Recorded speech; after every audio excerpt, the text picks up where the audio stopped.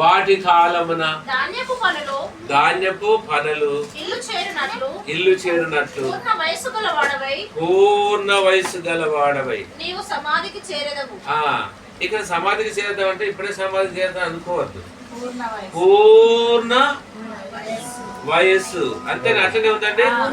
పూర్ణ వయస్సు అంటే అది సంపూర్ణం. అంటే ఒక వ్యక్తికి దేవుడు ఇప్పుడు మోసే కాలంలో 120 సంవత్సరాలు ఇచ్చిండు అనుకోండి.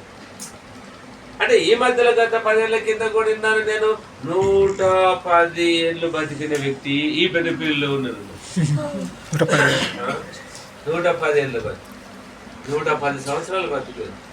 అంటే మన దినములు మన ఆయుసు పరిపూర్ణము. అంటే దానికి ఒక 120 లేకుంటే 100 ఏళ్ళు నియమించబడింది అనుకో, ఆ 100 పూర్తి చేసుకోవాలి. ఇప్పుడు ఇల్లు కట్టిన 100 ఏళ్ళు, ఇల్లుకు ఎంత ఏళ్ళు?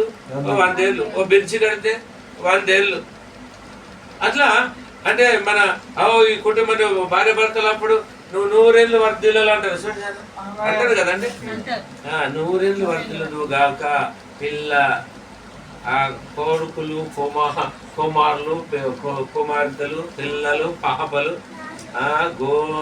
మన పశు సంపద చేను సంపద ఉద్యోగాల విషయంలో కానీ రకరకాలుగా ఇవన్నిటిలో వర్ధిల్లుతూ నువ్వు 100 ఏళ్ళు బ్రతకాలని దీవిస్తున్నాను అంటారు.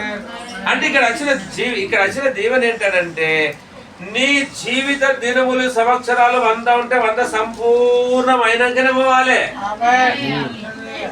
చిన్నదానికి పెద్దదానికి కూర మంచి లేకుండా పోతా, భర్త కొంచెం గొప్ప చేసిన పోతా, మా అమ్మ మంచి చూడకపోయినా పోతా, మన అత్తమ్మ మంచి చూడకపోయినా పోతా, ఎట్లా అన్నిటికీ పోతా ఆయన. ఆ పోతానంటే దేవుడు మంచాల బండ పెట్టి ఆన ఉంచుతాడు.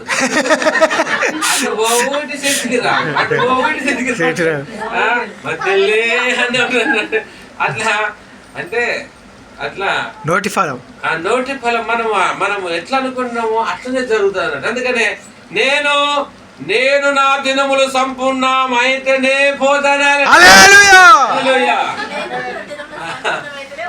అప్పటిదాకా పోతాం. నాకు ఇవాళ చికెన్ తెమ్మంటే తెలియదు కనుక నేను పోతా, ఇవాళ నాకు బిర్యానీ అంటే అంటలేదు కనుక పోతా. ఈ మూడు అన్ని బంద్ పెట్టాలి. నా దినముల పరిపూర్ణం కావాలి.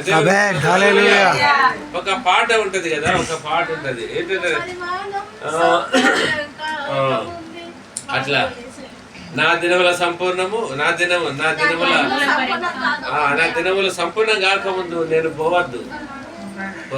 ఎందుకనంటే నీవు పని కరెక్ట్ గా చేస్తే నీకు ఇంట్రెస్ట్ ఉంటది బతకడానికి.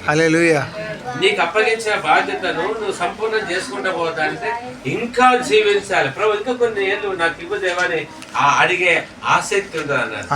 మనకి అప్పగించిన పనిని ఆనే వాడేస్తే సోమరులు అనే పడేస్తారు.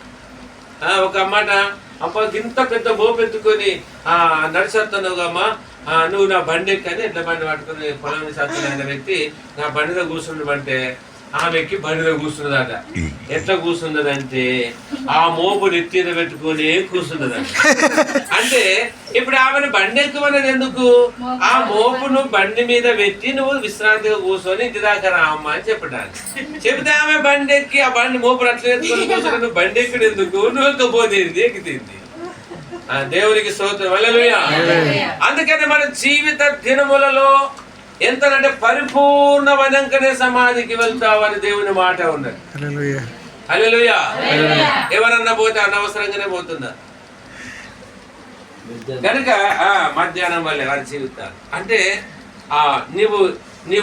నీ పని ఏంటో నీకు ఇంకా తెలిసి రాలే, నీ జీవితం ఏంటో నీకు తెలిసి రాలే, నీకు అప్పగించబడినటువంటి వర్క్ ఏంటిదో చేయడం నీకు ఇంకా రాలే. కనుక నేర్చుకోవాలి. రాకపోతే ఇప్పుడు పిల్లలకు చదువు రాకపోతే స్కూల్కి వెళ్ళి ఆ క్లాసులలో కూర్చోబెట్టి డబ్బులు కట్టైనా కానీ నేర్పిస్తలేమండి. బైబుల్లో సామెతల గ్రంథంలో నీ సంపాదన అంతా ఇచ్చి జ్ఞానాన్ని సంపాదించుకోవాలి. దేవుని దగ్గరికి వచ్చిన రూపాయి లేదండి. దేవునికి ఇచ్చడానికి అయితే రూపాయి ఉండదు అన్న. మరి జ్ఞానం ఎట్లా అంటది? మేము విజయవాడలో, రాజమండ్రిలో, విశాఖపట్నంలో, హైదరాబాద్లో పెద్ద పెద్ద ఆత్మ సంబంధమైన భక్తులు వస్తానంటే దేవుడు చూపెట్టి ఆ మీటింగ్లకు పంపించి 5 రోజులు క్రమశిక్షణ ప్రకారం 4 గంటలకి లేచి ఉండాలి. 7 గంటల నుంచి 8:30 వరకు టిఫిన్, 9:30 వరకు అక్కడ ఉండాలి. మధ్యాహ్నం 1 గంట నుంచి 2:30 వరకు భోజనం, మళ్ళా 2 వరకే, మళ్ళీ 2 గంటల నుంచి 4:30 వరకు మీటింగ్, మళ్ళా చిన్న స్నాక్స్, తర్వాత 6 గంటలకు స్టార్ట్, మళ్ళా 10ంటికి భోజనం, అంతవరకు భోజనం, మీటింగ్ తర్వాత భోజనం. ఎంత ఎవరికంటే మాట్లాడదామంటే బాగున్నామా ప్రజలు అంటే కూడా అంత టైం సరిపోదు. అంత నేర్చుకుంటే ఇంత పని చేయగలుగుతున్నాం మేము అంతలా ఉంటేనే. అస్సలే మనకు టైం లేదంటే ఇక ఏడ మనకు నేర్చుకున్నాము. మేము దాదాపు వారం 10 రోజులు 4 రోజులు పని చేసి ఆ పైసలు పట్టుకుని ఆ జ్ఞానం సంపాదించుకోవడానికి పోయేటోళ్ళు.